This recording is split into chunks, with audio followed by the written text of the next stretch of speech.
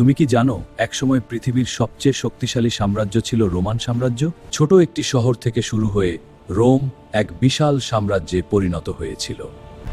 রোমানদের সবচেয়ে বড় শক্তি ছিল তাদের শক্তিশালী সেনাবাহিনী।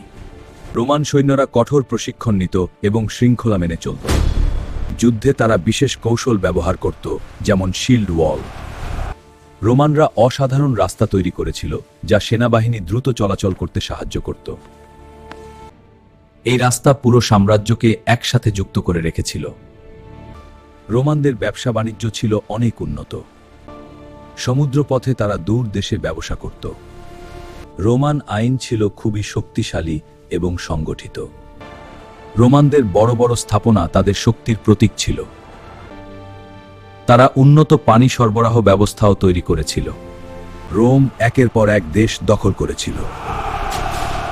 রোমান সেনারা সবসময় শহর পাহারা দিত। শক্তিশালী সেনাবাহিনী, উন্নত রাস্তা এবং ভালো শাসনই রোমকে মহান বানিয়েছিল।